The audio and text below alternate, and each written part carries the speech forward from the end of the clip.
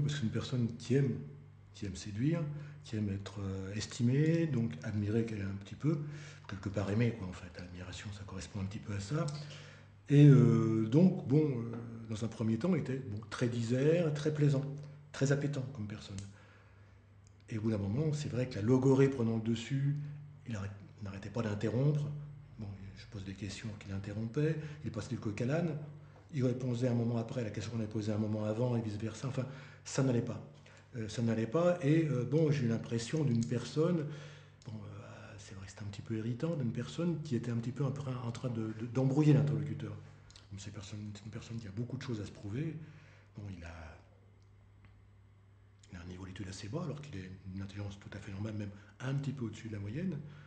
Bon, ben ça, c'est une blessure qui n'est pas la seule, hein, puisque bon, il y a aussi des blessures d'ordre familial. Il n'y a pas seulement la blessure au niveau de ses expériences, de son niveau d'aspiration, ce qu'il aurait pu atteindre sans problème psycho-affectif, qui effectivement le conduit à être toujours dans la quête être apprécié, être aimé. Il y a cette blessure au niveau scolaire. La blessure que je dirais que moi je vois beaucoup plus prégnante, c'est le contact avec une mère dépressive.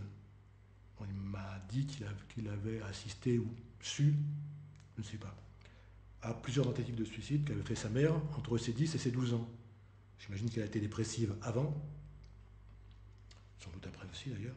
Mais ce qui a fait que, bon, ben, se frottant à elle, il m'a appris un petit peu, je dirais presque par osmose, quoi, dans le contact avec une mère de ce type-là, on en prend un petit peu, on en ramasse un petit peu. Donc il est resté ce que j'appellerais un petit peu la dépressivité. La dépressivité, c'est un mot qui s'emploie de plus en plus. J'ai remarqué, enfin pour moi, c'était un petit peu comme un espèce de bateau. M. Duplessis, beaucoup de gens d'ailleurs. Une espèce de bateau, c'est un bateau qui est comme ça, avec avec une ligne de flottaison, et pour ne pas s'enfoncer dans la dépression, ils ont des systèmes qui les rattachent un petit peu en haut pour éviter de descendre, quoi, pour éviter de s'enfoncer, de s'engloutir. Lui, ben, c'est effectivement la quête affective, la recherche de l'admiration d'autrui, bon, qui lui renvoie une image à peu près correcte de lui-même, dont il part beaucoup. Il n'est pas prétentieux, je veux dire, il ne dit pas qu'il a des examens, qu'il a fait ci, non, il n'invente pas. Il n'invente pas, mais il parle beaucoup, il se débat. Il se débat un petit peu pour obtenir cette admiration d'autrui. Alors il y a ça qui lui a permis, disons, de ne pas s'enfoncer, comme toujours mon image du bateau qui s'enfonce. Et puis il y a aussi, à un moment, il y a eu la prise de toxique. Je pense que, bon, il en a pris pas mal. Lui, il me dit beaucoup. Tout sauf de l'héroïne, ça, j'en sais rien. Mais bon, bah, je pense que aussi ces prises de toxiques étaient faites pour éviter cette chute. Euh, donc il y a cette quête affective, il y a la prise de toxique. Est-ce qui n'empêchait pas qu'il pouvait aussi s'enfoncer? Je veux dire, je pense que le fait qu'il passait de longues heures avec un casque sur les oreilles pour s'isoler, c'est un symptôme de dépression, disons au moins pardon, de dépressivité, qui lorsqu'il est accusé, trop accusé, enfin très accusé, correspond à une dépression en marche, actuelle, quoi.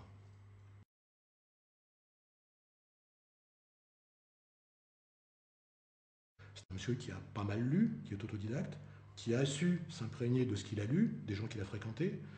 Bon, il a été un petit peu dans le monde hippie à une certaine époque, avec des voyages, avec des choses comme ça. Puis il avait un peu cette philosophie d'être resté cool, zen, enfin, etc. Et bon, par rapport à des jeunes qui l'ont entouré à un moment, ça lui donnait un certain poids, une certaine écoute.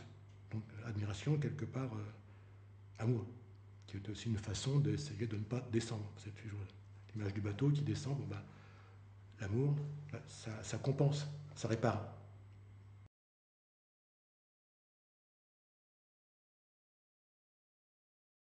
Je lui présentais des tests. À un moment, il a dit ça suffit, quoi. Il a écarté les tests.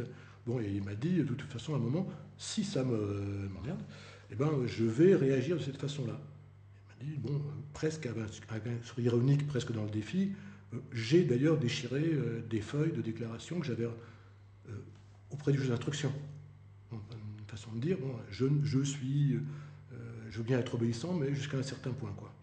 Et bon, ma foi, pourquoi pas, quoi. Bon, c'est vrai qu'à la limite, c'est une personne qui n'est pas forcément jeune. Bon, il y a un moment, ça commence à suffire, quoi. Je veux dire, d'être mis, d'être examiné, etc. Bon, si on prétend qu'on est innocent, bon, pourquoi pas. Bon, ben, effectivement, jouer avec des petits culs devant un psychologue, lui raconter sa vie, etc. Ça peut être irritant à un moment. On peut avoir envie, effectivement, d'éclater, de dire, ben non, j'existe, je suis un adulte, quoi. J'en ai assez d'être manipulé de cette façon-là. Il le dit lui-même, les termes qu'il emploie, c'est j'ai mis de côté ce qui. J'emploie ces termes, hein. J'ai mis de côté ce qui m'emmerdait. C'est ça. J'ai oublié volontairement ce qui m'emmerdait, et effectivement, ça correspond à son système de défense où il s'autourdissait dans le verbe et dans les toxiques. Et de temps en temps, effectivement, il rebondit, sans le faire exprès, il rebondit dans une certaine, enfin disons, impulsivité qui n'est pas contrôlée, il n'a pas voulu. Il peut dire après qu'effectivement, c'est parce qu'il en avait marre d'être manipulé, il en avait assez d'être considéré comme un enfant gentil, obéissant, mais peut-être qu'aussi il n'a pas pu contrôler cet accès. Je sais pas, quand il a mis de côté mes petits cubes, ou quand il a déchiré les feuilles dans le bureau du juge d'instruction, il y avait quelque chose de cet ordre-là qui s'est joué. Alors bon, ça ne veut pas dire qu'on est un tueur, hein.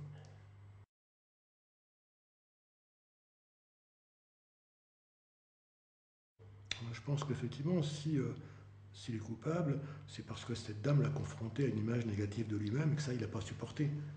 C'est qu'à un moment, bon, il a besoin d'admiration et de l'amour, il y a quelque part de l'amour d'autrui. Et si on le renvoyait à une certaine médiocrité, à un manque de contrôle, bon, ben, c'est sûr qu'à ce moment-là, il peut. C'est pas sûr, mais je veux dire, il se peut qu'il ait agi de cette façon-là. Mais quand je dis c'est sûr, non, ça a dépassé ma pensée parce que je pense que il n'a pas jusqu'ici fait ce type d'acte. Ce n'est pas bon, je veux dire en général, les gens qui se rendent coupables d'abus, de viol, bon, ils n'en sont pas à cet âge-là en premier.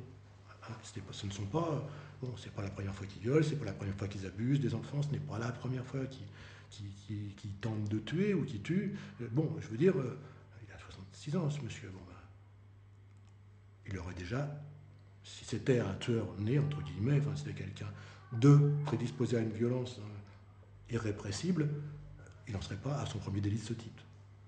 Son premier crime, pardon, si tant est qu'il l'ait commis.